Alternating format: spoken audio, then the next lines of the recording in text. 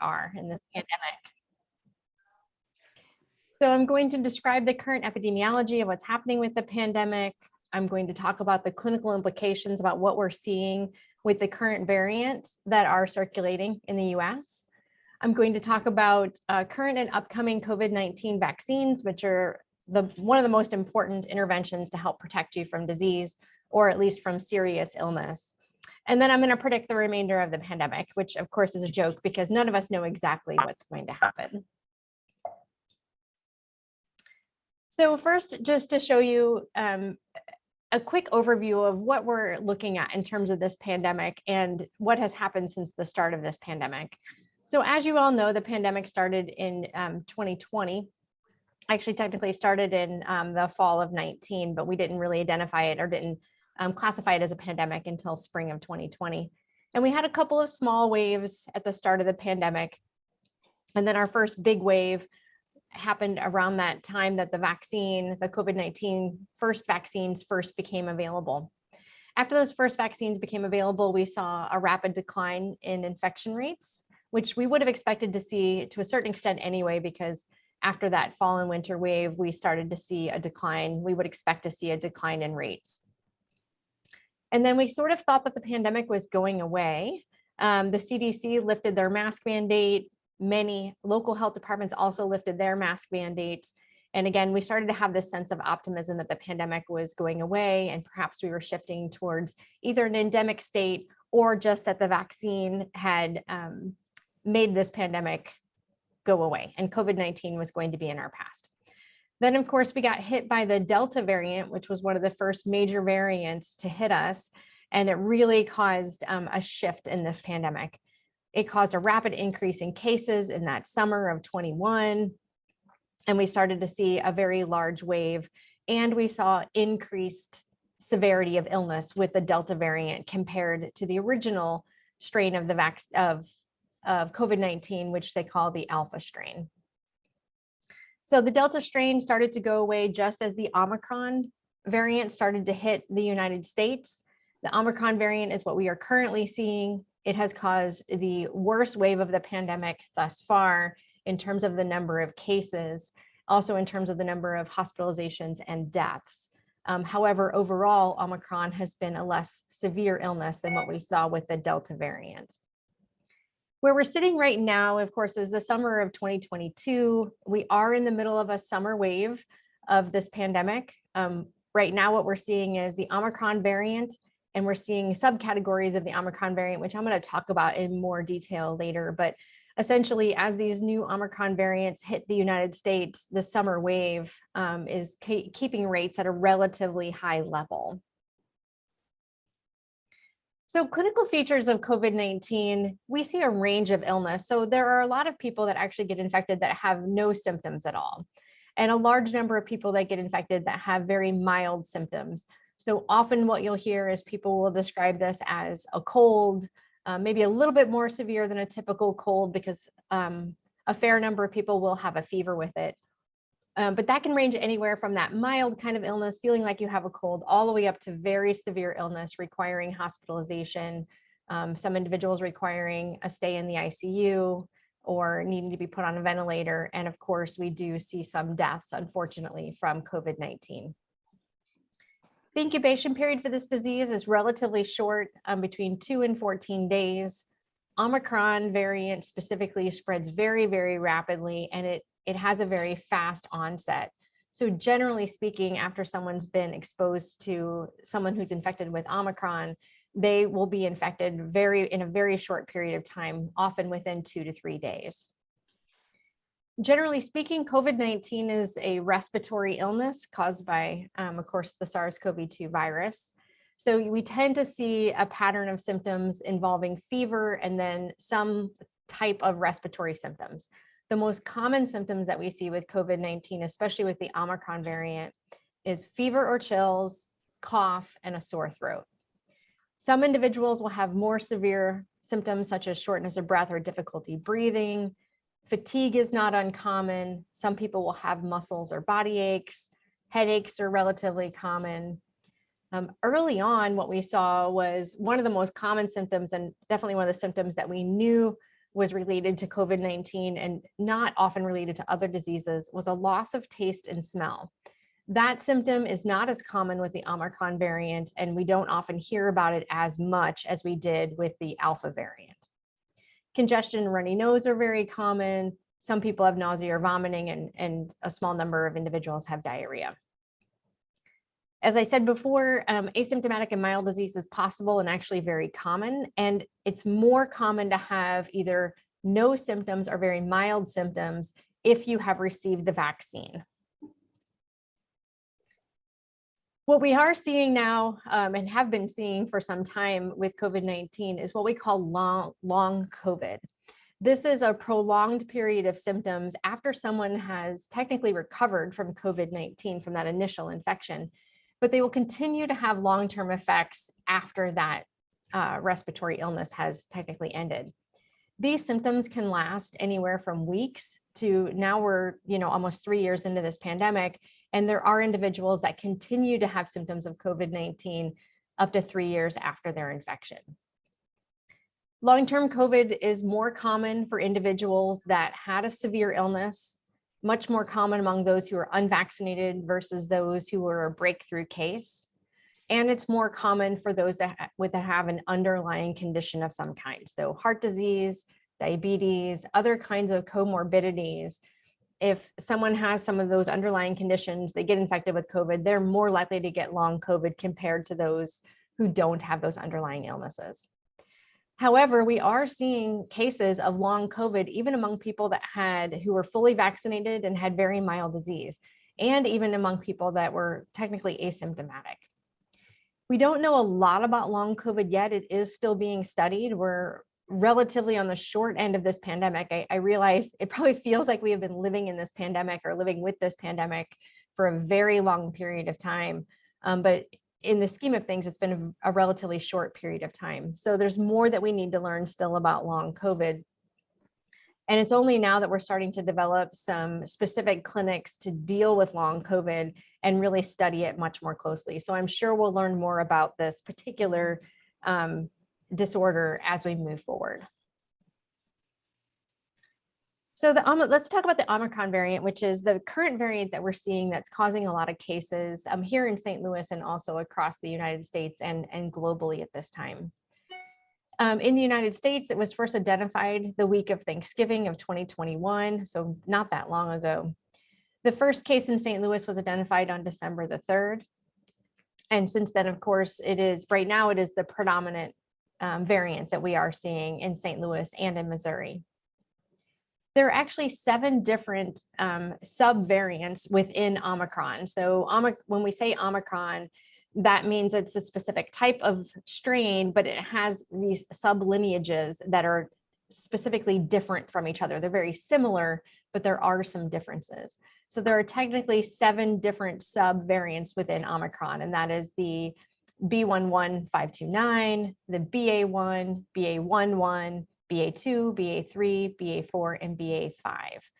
And what we're seeing, originally when we first identified Omicron, we only saw it as 2 sublineages. And now, of course, it has evolved into 7 just within a matter of months. Omicron as a variant continues to evolve, and this virus in general continues to evolve. So it's possible that we will see additional sublineages of Omicron, and also it's possible that we will see completely different variants that will pop up, just like we saw Alpha and then Delta and now Omicron. So it's possible we'll see a completely different variant. And I'm going to talk about that a little bit more later when I talk about what we might see with this pandemic moving forward. So the CDC tracks the current variants of the current strains that are circulating within the United States, and they report it by percentage. So the percentage of cases that consist of each of these sublineages.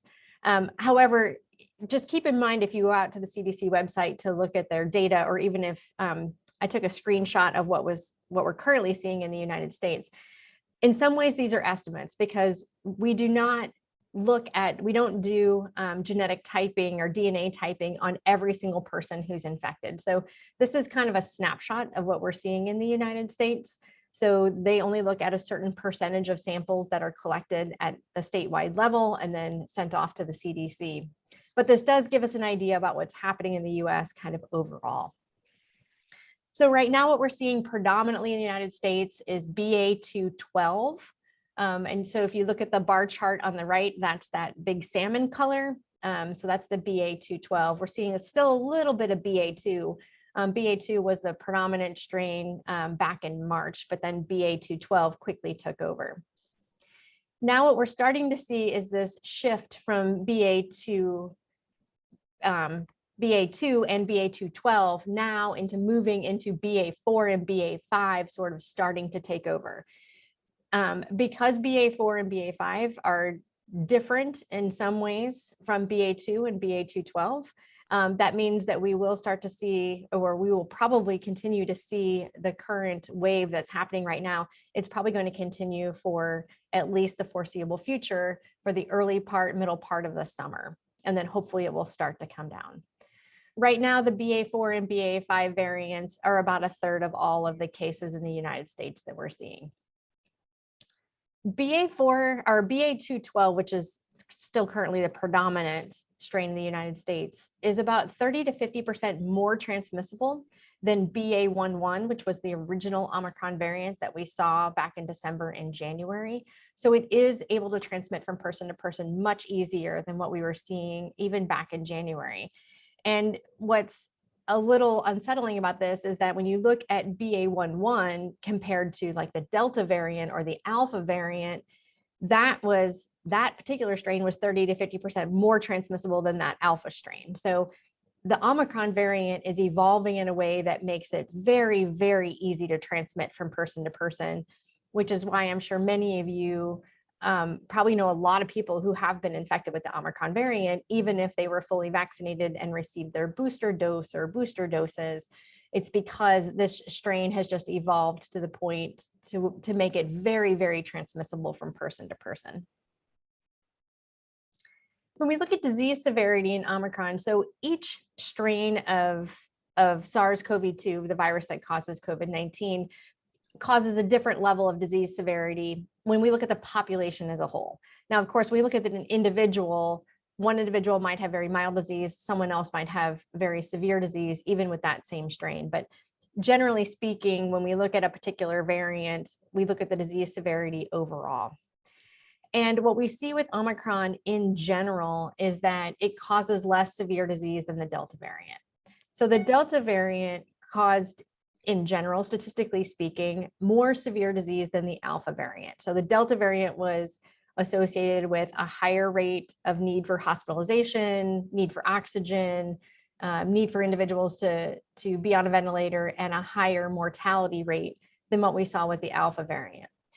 The Omicron variant looks very different in that it's much more transmissible, but in general, it has much lower hospitalization rates and a much lower mortality rate compared to the Delta variant. So that's the good news about Omicron, is that yes, it spreads very easily. A lot of people are becoming infected, but it's not having as much of an impact in terms of an impact on our healthcare system, and not as much of an impact at the personal level where we're not seeing as much disease severity.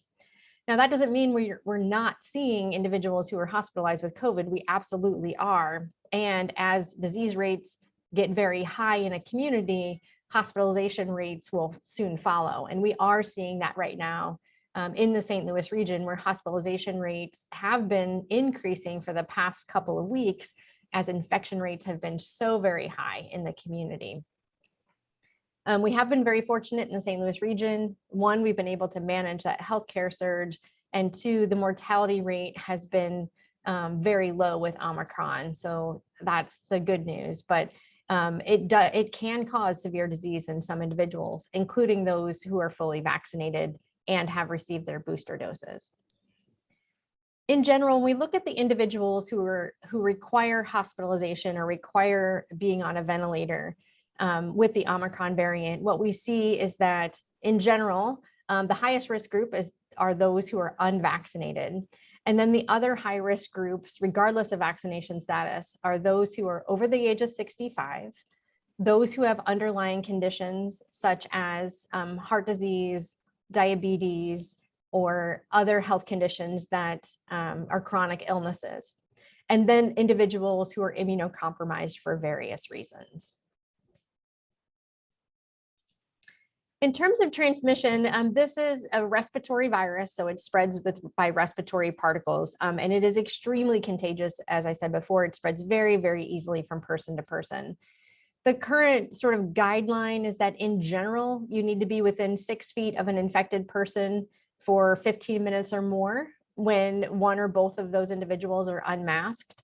And if you live with an individual who's infected, or you have a larger, more ongoing kind of exposure, like we call that a continuous exposure. If you live with someone who's infected with COVID-19, that is going to increase your risk.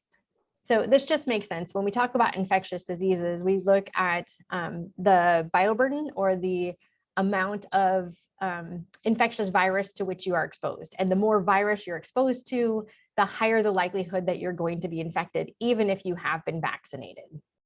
It just kind of has an overwhelming impact on your immune system, and your immune system just isn't able to completely fight off that virus. But you don't have to have 15 minutes of exposure. You could just have direct contact with respiratory secretions. So for example, if an infected individual directly coughed or sneezed on you, even if it happened momentarily, that could also cause you to become infected. But infection risk is more complicated than the 6 feet, 15-minute sort of rule, the guideline that we talk about. There's a lot more involved. It's kind of on this continuum of risk of what are all the factors that lead to a higher likelihood that you're going to be infected with COVID-19. So one is the what we call the emission strength. So if an individual is projecting their voice, if they're singing, if they're yelling, if they are in any way projecting their voice, that is going to put more infectious particles out into the environment and make it a higher risk situation. So for example, we've had some very large outbreaks that have been what we call super spreader events that have been tied to performances where individuals are projecting their voice on stage, or they're singing groups, dancing groups where people are breathing very hard. And that's because they are just putting more virus into the air. The speed of the air around you also affects exactly how much virus you are exposed to. The volume of shared airspace. So if you're in a smaller space with an individual that's infected, that's going to be a higher likelihood that you get infected versus being in a larger room that has more airspace. If you're outside, it's a lower risk of being infected. The amount of time that you spend with somebody who's infected, of course, the more time you're around someone who's infected, the higher the likelihood that you're going to become infected. And then how crowded a space is. So if you're in a very crowded space, if you're at the theater, a concert, someplace where there's a lot of people in close proximity to one another, especially when they're unmasked, that's going to increase the risk that you become infected. And then lastly, the whether or not you're wearing a mask and whether or not that infected person is wearing a mask. So all of those factors together combine to give you sort of the joint probability of you becoming infected. So what you want to do is try to lower the risk by looking at each of these factors individually and lower your risk of becoming infected by making better choices, avoiding crowded areas, wearing a mask if you have to be in crowded spaces, trying to avoid small spaces with a large number of individuals. Outside events are going to be safer than inside events. And if you have to be indoors with a large number of people, try to limit the amount of time that you're spending there. So I'm going to very briefly talk about some new COVID-19 treatments. These treatments have really made a large impact on helping to lower the severity of illness and lower mortality related to COVID-19. There's sort of two broad categories of treatment for COVID-19. One is antiviral therapy. Antiviral therapy, which can come either in the form of pills, or we also have some infusions that can be provided to individuals.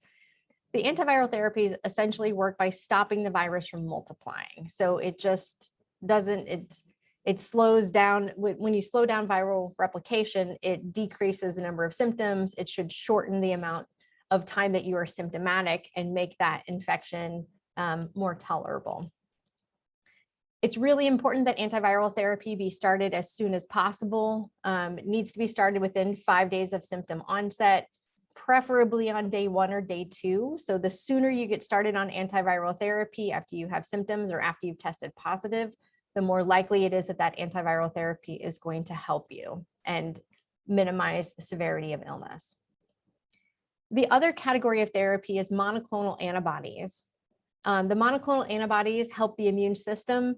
They are antibodies that are basically given to the person, and they help the immune system recognize and respond to the virus, which is what your immune system does naturally. But by giving you antibodies externally from an external source, it's helping that immune system respond, have a more robust response to the virus. Just like with antiviral therapy, the monoclonal antibodies need to be started as soon as possible after testing positive or after having symptoms within 7 days of symptom onset. Between antiviral therapy and the monoclonal antibodies, both of these together have helped to reduce severity of illness and hospitalization. And across the United States, the US has now implemented what we call test to treat centers. So they make it a lot easier to get access to antiviral therapy now. So for instance, at many of the local pharmacies, if you went and got tested at many of the CVS pharmacies or Walgreens, once you test positive there, they just provide the antiviral therapy to you at the same time. You can call the phone number, it's on the screen, 1-800-232-0233 to find a test to treat center. You can also just simply call the local pharmacies, or you can get on the internet and just type into Google test to treat center for COVID-19, and it'll take you to a link to find one of the test to treat centers. So in terms of how to protect yourself, so we're in an interesting place with this pandemic where we are seeing, like I said before, very, very high infection rates, very high transmission rates right now, relatively low hospitalization rates overall, even though we're at a point where hospitalizations are increasing in the St. Louis region just because infection rates are so very high. So even if you're fully vaccinated, it's still important that you take other measures to protect yourself from becoming infected, because even if you're vaccinated, you do still run that risk of having severe illness. So the best way to protect yourself from COVID-19 is to stay up to date on your vaccination. And I'm going to talk about vaccines in detail in just a second. Masking is another important intervention that you can choose to implement to protect yourself, even if there is not a mask mandate, and I'm going to talk about masking as well. And then it's also helpful to consider avoiding large crowds when you're in a group of with people packed in close together, especially when they're unmasked, when you don't know their vaccination status. So now let's talk about those things in more detail. We'll start with vaccination and primary vaccination. So the primary vaccination means that initial vaccine series that you need in order to start your vaccination. So for Pfizer and for Moderna, so for the 2 mRNA vaccines, they are multi-dose vaccines in order to complete your primary vaccination.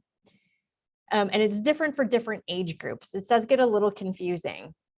So for the Pfizer and Moderna vaccines together, for those who are over the age of 5, it's a 2-dose series unless you're immunocompromised.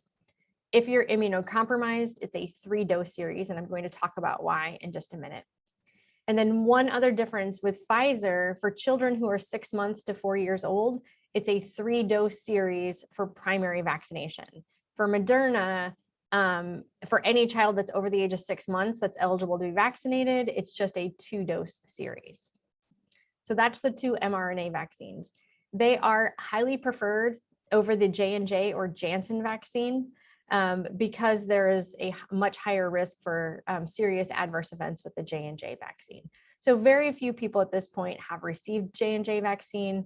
It's almost impossible to even find J&J vaccine at this point in the community, at least in the St. Louis region. I highly recommend going with one of the mRNA vaccines that are available at this time. But the J&J vaccine or Janssen vaccine is a single dose vaccine. It's only available to those over the age of 18. So if it's a child, they have to receive either Pfizer or Moderna. They're not eligible to receive the J&J vaccine. In terms of vaccine breakthrough, so vaccine breakthrough means that an individual has received the primary series, they've received all the vaccines that they need, and then they still become infected despite the fact that they are fully vaccinated. Vaccine breakthrough is to be expected. No vaccine, no medical product is 100% effective. They all have, there are always some individuals that get treated that the treatment doesn't work. And this is true for vaccines as well. Vaccines are just not 100% effective for every single individual. Vaccine breakthrough is more likely to happen among those who are elderly and individuals who are immunocompromised. And that's because those individuals, their immune system doesn't work as well as your sort of average adult or with children. And so it takes, you're just more likely to see vaccine breakthrough in those particular groups.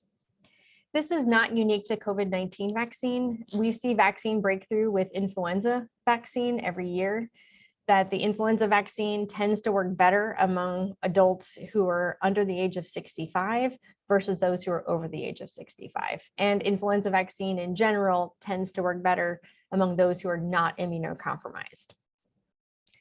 We also see more vaccine breakthrough in geographical areas where there are fewer people who are vaccinated, especially when there's a high rate of infection in the community.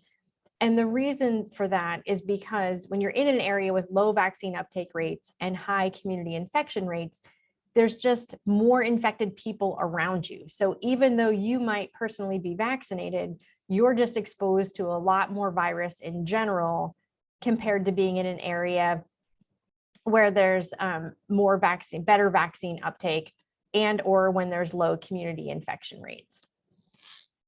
We're also seeing, however, that there's a higher rate of vaccine breakthrough with the Omicron variants. Another way to say this is that the Omicron variant has evolved, the SARS-CoV-2 virus has evolved to better evade vaccine-induced immunity. So it's just the virus is mutating in a way to help itself stay alive. And so it's able to better evade vaccine protection. Even though we do have vaccine breakthrough, it's still really important that individuals do be vaccinated. The vaccines, even though they're less effective against Omicron in terms of having lower effectiveness at preventing illness in general, they are still very, very effective at protecting against severe illness, hospitalization, and death. So in other words, having that vaccine may not protect you from becoming infected, but it does give you a high level of protection against becoming severely ill or needing to be hospitalized or dying. And all of those things can also lead to long COVID. So being vaccinated does provide a lot of protection for you, even if it's not going to protect you completely from becoming infected. Receiving the primary vaccination series reduces the risk of illness threefold. So it does work, it's just not 100% effective. And more importantly, it reduces the risk of severe illness by tenfold. So again, very, very important to get vaccinated to protect yourself from severe illness. We also know that vaccination protects against hospitalization. So if you look at since the start of when the vaccine was first available, give or take around January of 2021, we started tracking individuals' hospitalization rates by vaccination status. So the green bar on the chart shows the hospitalization rate for those who are unvaccinated, and the blue bar shows those who have received the primary series. And then later when you see like the dashed lines with the blue boxes, that's when we look at the hospitalization rate for those who have received the primary series and at least one booster dose. So as you can see, the level of hospitalization is significantly lower among those who have been vaccinated versus unvaccinated populations. So now the 3-dose series versus the booster dose. So I realized that this can be, when you look at the vaccination information and the recommendations from the CDC and local public health officials, it can be very confusing. because it depends on who you are as to which vaccine you should receive, how many doses of that vaccine you should receive, the timing of when you should receive those doses. But for those who are immunocompromised, that primary vaccination series is a 3-dose series of vaccines versus only 2 doses of Moderna or Pfizer if you're not immunocompromised. And the reason why those who are immunocompromised require 3 doses versus just 2 doses is because those individuals, because they're immunocompromised, their immune system isn't inherently not functioning as well as an individual who's not immunocompromised. And so they're not able to build full immunity after only 2 doses of vaccine. So for everyone else, that 3rd dose, so for anyone who's not immunocompromised, they get 2 doses of Moderna or 2 doses of Pfizer, and then they have completed their primary vaccination series. So their 3rd dose of vaccine is what we would consider a booster dose. Versus someone who's immunocompromised, they require 3 doses up front. That means they have completed their primary vaccination series, and any vaccine they receive after that would be considered a booster dose. And now, of course, most recently, the CDC is recommending a 2nd booster dose for some groups of individuals. There are basically 2 groups of individuals who are currently eligible for a 2nd booster dose. So those groups are anyone who is over the age of 50, regardless of any medical conditions that they might have or how healthy they are, and individuals who are over the age of 12 if they are either moderately or severely immunocompromised. All other individuals are not currently eligible for 2nd booster doses at this time. I anticipate that that's going to change this fall as we look to an anticipated fall wave, which I'll talk about in just a minute. But for right now, the 2nd booster doses are only available to these 2 groups of individuals. So I made a table to try to make this a little bit easier in terms of looking at eligibility for booster doses. But I actually I highly recommend that you go to the CDC website. They have this amazing tool that will walk you through. It asks you questions about you, about your age, which vaccines you've received, when you've received them, and it will tell you which booster dose you're either eligible for now or when you are eligible for that booster dose. Because as I said, this gets very complicated very quickly, depending on which vaccine you've received, how old you are, what your medical conditions are. Again, very, very complicated. But in general, so I'm not even going to talk about the J&J vaccine because, again, I don't even think that's available in Missouri at this time. So I put it on the slide because technically it's available somewhere, but I don't think it's any of us on the Zoom call. I don't think any of us can actually receive J&J at this time. But for Moderna and for Pfizer, for Moderna, which, as I said before, it's one of the mRNA vaccines, it's a 2-dose series up front. After you receive those first 2 doses, you are eligible for your first booster dose 5 months after you have completed the primary vaccination series. And then if you're eligible for a 2nd booster, so if you're over the age of 50 or those who are over 12 but who are immunocompromised, they can receive a 2nd booster of Moderna 4 months after they received that first booster dose. The Moderna vaccine for a booster dose is just half of the dose that's given for the primary vaccination series. Like I said before, this gets very, very complicated. Thankfully, the vaccination clinics follow all these protocols, so they will also be able to give you the correct vaccine. You don't have to go in knowing whether you need a half dose or a full dose of vaccine. The vaccination clinics can assist you with that. For the Pfizer vaccine, which is a 2-dose series up front for the primary vaccination series, individuals that have received that are eligible for a booster dose 5 months after they've completed that primary series. And then for those who are eligible for a 2nd booster dose, they can receive that 4 months after their first booster dose, and they receive a full dose of the Pfizer vaccine. As I said before, if you're immunocompromised, rather than that Moderna or Pfizer being that 2-dose series for primary vaccination, it's that 3-dose series before you would start into the booster dose or booster doses.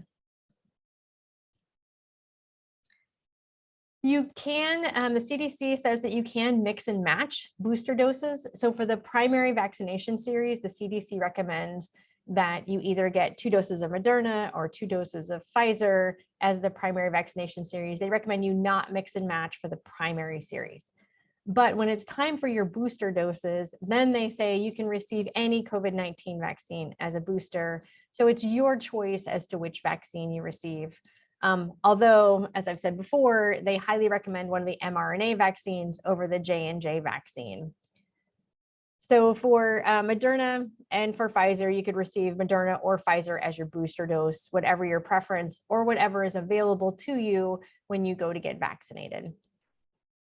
It's a little bit different. So for children ages 5 to 17, if they received Pfizer as their primary vaccination series, they have to receive Pfizer as a booster dose. Again, I realize that the vaccine recommendations are very, very complicated. So I just recommend either just go to the CDC website and look at what the current recommendations are, or talk to your primary care provider or the vaccination clinic where you go to get vaccinated. They will have all of these protocols and make it very easy for you. So don't feel like you have to know all of this information. I'm just covering it so you have an understanding of, one, how complex this is, but two, sort of what your options are in terms of receiving the vaccine and booster doses. In terms of children and COVID-19 vaccines, as I'm sure many of you have heard, we now have availability of our children, very young children now eligible to receive COVID-19 vaccines. This is very, very recent for the youngest children, those between the ages of 6 months and 4 years. So for those very, very young children, if they're under the age of 5, if they receive Pfizer vaccine, it's a 3-dose primary series. If they receive Moderna, it's a 2-dose series. No children under the age of 18 are eligible for J&J. For children who are between the ages of 5 and 17, it's a 2-dose series, regardless of whether they receive Pfizer or Moderna. So what does it mean? So early on, when the vaccine first became available, we talked about the term being fully vaccinated. And we don't hear that term as much anymore. And there's a reason for that. Once booster doses became available, the term fully vaccinated kind of lost its meaning. It became much more complex. So in general, the term that's used now is up to date on vaccination. More specifically, are you up to date on COVID-19 vaccination? But for the purposes of this talk, we'll just stick to up to date on vaccination. What that means is that an individual has completed the primary series and they're not yet eligible to receive a booster dose, or they've received any and all booster doses for which they are eligible. So of course, everyone's going to be in a different place depending on their age and when they started vaccination and which vaccine they received and if they're immunocompromised. So these general guidelines kind of make sense for anyone, regardless of what their personal condition is. If they're eligible for booster doses and they've received them, they're up to date on vaccination. If someone is eligible for a booster dose, but they have not received that booster dose, could be their first booster dose, could be their second booster dose, but regardless, if they're eligible and haven't received it, they're not considered up to date on vaccination. The most protective, the best way to be protected against COVID-19 infection and severe illness is to stay up to date on vaccination. And this is a moving target because the vaccination recommendations have been changing frequently.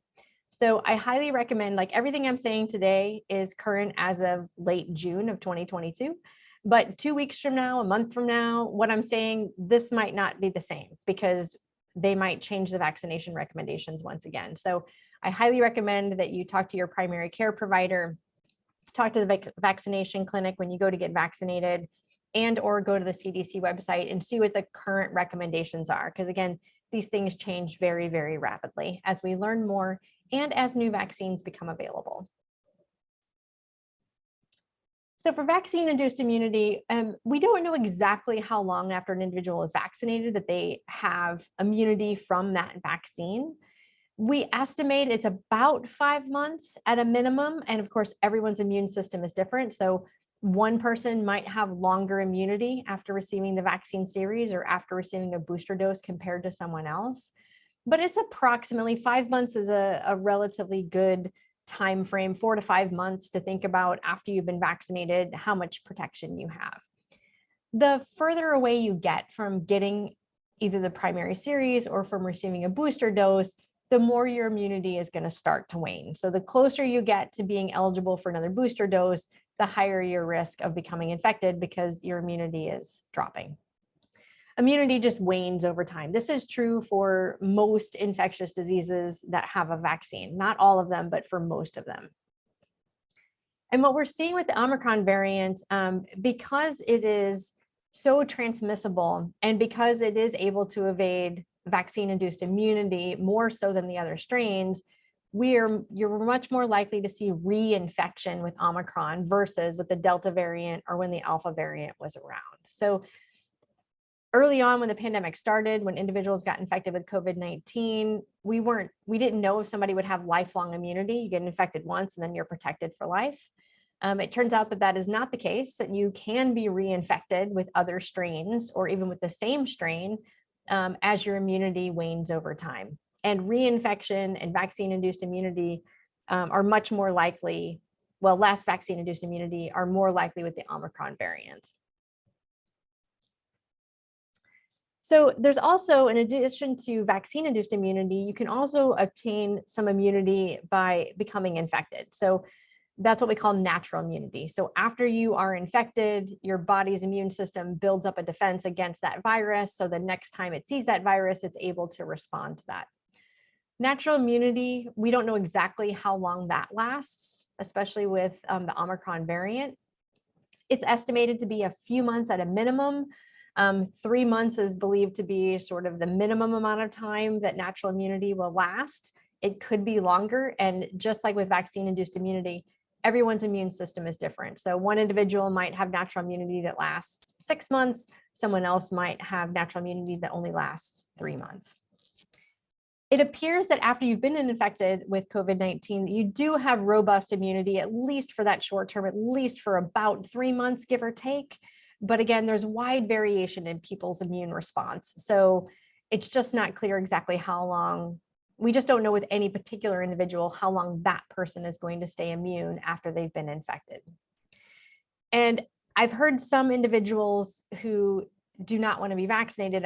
When I talk to them about vaccine safety and why they're choosing not to get vaccinated, they will tell me they'd rather just get natural immunity, that because it's a more robust response from the body versus vaccine-induced immunity, that they perceive that it's better to just be infected and then recover from it, and you have natural immunity that way.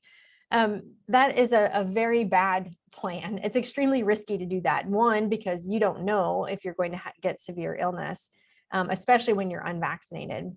And also because you are at higher risk of getting long COVID if you're anyone who gets infected with COVID-19 is at risk from long COVID. But if you're unvaccinated, your risk from long COVID is even higher. And of course, there's the risk from hospitalization and death. So it is better to have vaccine-induced immunity than natural immunity if the choice is yours. So I highly recommend that everyone who's able to get vaccinated. In terms of getting vaccinated after infection, it's still extremely important. So yes, individuals will have short-term natural immunity after becoming infected. So again, about 3 months, give or take.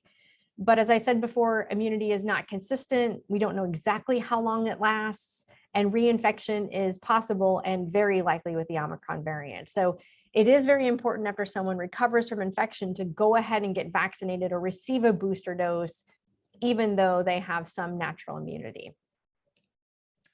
If you have received monoclonal antibody treatments, you have to wait 90 days before you get a next dose of vaccine or start the primary series if they were unvaccinated. Some upcoming updates to COVID-19 vaccines. So the vaccine manufacturers have been working on a new vaccine, what we call a bivalent vaccine, meaning that the vaccine covers 2 strains of SARS-CoV-2, both the Alpha and Omicron strains. And this bivalent vaccine, the early data coming out indicates that it is more effective at preventing Omicron infection compared to current vaccines. So these new bivalent vaccines should be available very soon. The FDA is looking at the data right now. They're evaluating safety and effectiveness. They are hoping to have it approved either this summer or early fall so that we can roll that vaccine out before an anticipated fall wave of COVID-19, which I'm going to talk about in just a minute. So that's a quick summary about what's happening in the world of COVID-19 vaccines. I'm now going to shift topics and talk about mask use, another really important step to protect yourself from COVID-19, regardless of your vaccination status. Now, the safest way to protect yourself against COVID-19 in terms of mask use is if we have universal masking in place, meaning that everyone is masked in indoor public spaces. Of course, in most communities right now, universal masking is not in place. Most places are mask optional at this point. It's not true everywhere. There are some communities that do require masking, but in general, masking is a personal choice at this point. You personally choosing to wear a mask will provide you some level of protection, even if you are surrounded by individuals who are infected. But being masked is not 100% effective if you're the person who's masked and you are around infected people. Even universal masking is not 100% effective, but masking can greatly reduce your risk of infection, especially if you wear a more protective mask, a tighter fitting, higher quality mask, which I will talk about in just a minute. So according to the CDC, they have sort of shifted their focus on masking and other COVID-19 mitigation strategies as we are moving from the state of being in a pandemic to moving towards being endemic, which I'm going to talk about in more detail in just a minute. But as we are making this gradual shift or this transition, their current recommendations are that universal public masking should be based on community risk levels and community transmission rates. So in other words, if you're in a community where you have very high infection rates and hospitalization rates are very high, then we should have universal masking in indoor public spaces.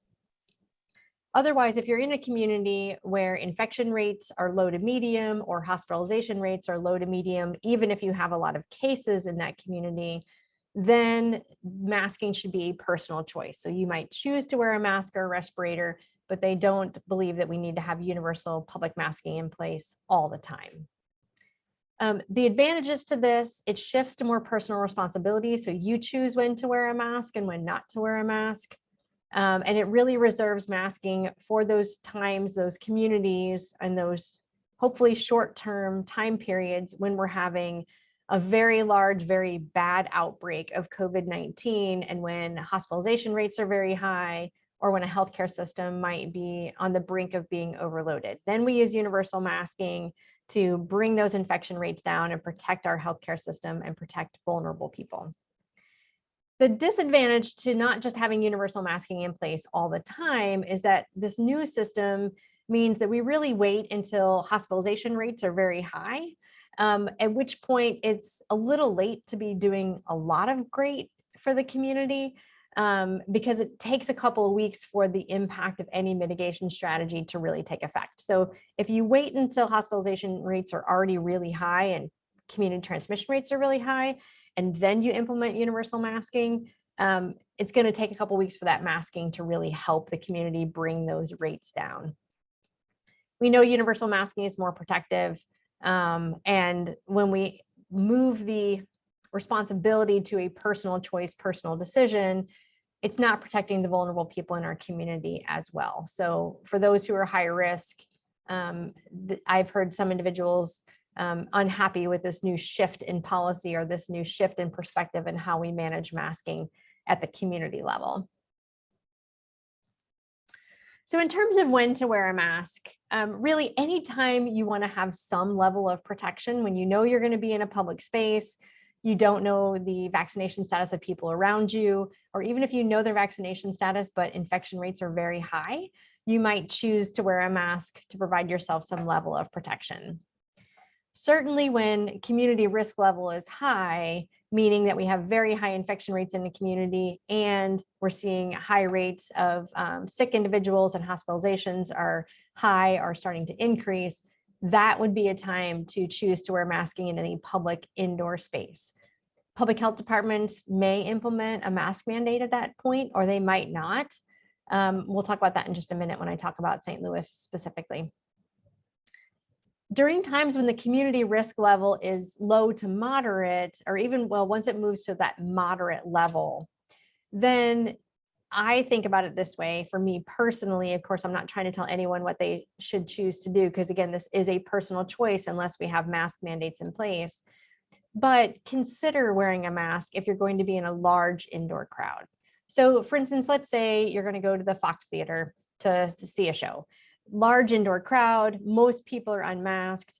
If you know that infection rates are very high and hospitalization rates might not be high, but they're moderate, or maybe they're starting to increase, you might choose to wear a mask just for that show to provide yourself a little extra level of protection while you're sitting in the theater, for instance.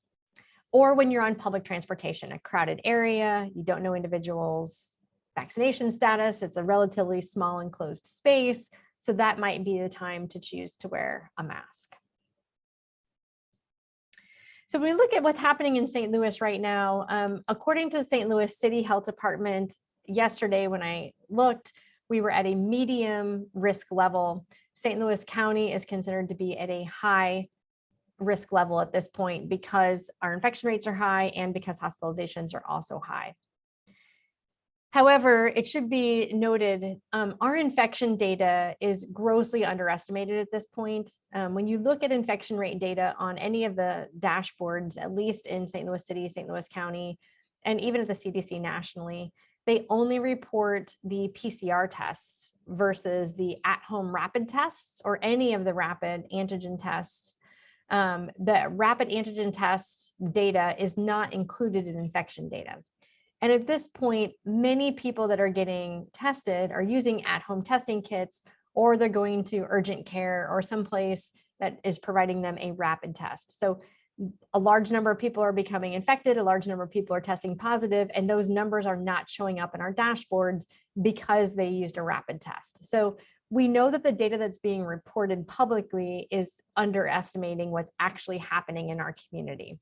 The actual rate at which it's underestimated, it's impossible to say. I've heard anything from, they're probably 6 times higher than what we are able to say publicly versus 20 to 30 times higher.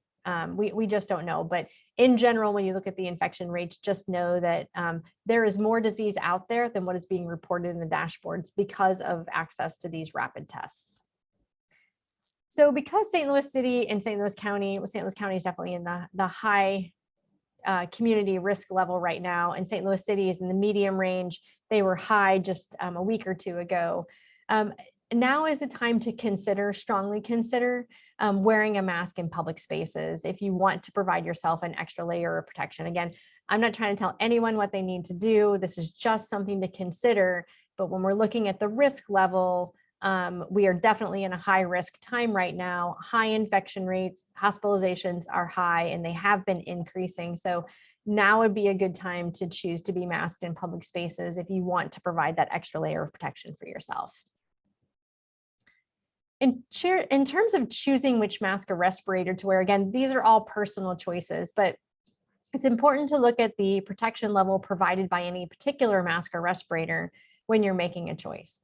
So masks, there are sort of 2 categories of masks. There are the cloth masks, and then there are surgical masks. Some people might call them procedure masks or isolation masks. The cloth masks are going to be the least protective for you. Now, some have multiple layers, some have filters in them, some are better than others, some are more tighter fitting, but in general, the cloth masks are the lowest level of protection available to you. Surgical masks provide a better layer of protection for you, but they do need to have a tight fit to your face. So I put some pictures on there. It helps if you just make sure that, with the surgical masks, they have a metal piece in the bridge of the nose. So it helps to pinch that around your nose, get it as tight as you can, maybe tighten the straps to make sure it's close to your face and fitting as tightly as possible. The second category are respirators, which some people still call them masks. They're technically not a mask because respirators are a specific type of mask that provides a higher level of protection. You can't call a mask a respirator unless it is a respirator, but respirators can also be called masks. There are two kinds of respirators. There are the KN95s, and then there are the N95s, or higher level of protection. The KN95s are the kind that you can buy. Well, you can buy any of these off of the internet, but in general, it's easier to find KN95s on the internet. These are not regulated by any governing body. About 60% of the KN95s that you buy off the internet are fake.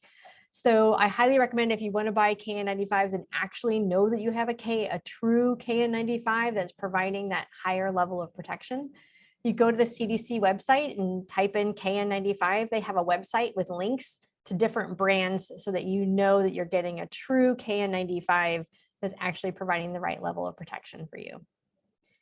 The N95s are regulated by NIOSH, a branch of the government that looks at safety, worker safety. And so these are going to provide the best level of protection for you. They are very tight fitting to the face. They have a very high filter system in place. So again, the best level of protection, but they are also very hot and uncomfortable, difficult to wear for long periods of time. So you have to make a personal choice about, do you want to go with a surgical mask, which is going to be more comfortable for you, but isn't going to provide the same level of protection, or choose a respirator, which provides more protection, but is going to be less comfortable to wear for longer periods of time. But again, maybe make that choice based on what activity you're taking place. So if you're going to be in a crowded space for a long period of time, maybe in that situation, you choose a respirator, versus in another situation, you might choose a surgical mask instead. Okay, so in terms of what's going to happen next in terms of this pandemic, of course, it is hard to know exactly. It's likely that we're going to have high rates this summer due to BA4 and BA5, and then possibly a decline this fall, and then we're likely to see another wave in the fall and winter. And I just realized it is 11 o'clock and I have an 11 o'clock meeting. I am so sorry. I'm going to stop sharing my screen. I'm going to have to stop the presentation because I'm so sorry. I do have a hard stop. I have to check off for this other meeting. If you have questions, I'm happy to answer them. If someone would like to forward those questions to me by email. Again, I apologize. I am so sorry to jump off, but I have to go. And I can make that work if anyone wants to email Terri a question. You can just email me and then I can forward it to her, whichever way works best for you, Dr. Rebmann. Thank you so much for being here. I'll let you go. I know you're really busy. Sorry. Thank you. Okay, thank you for being with us, everyone. You have a good day.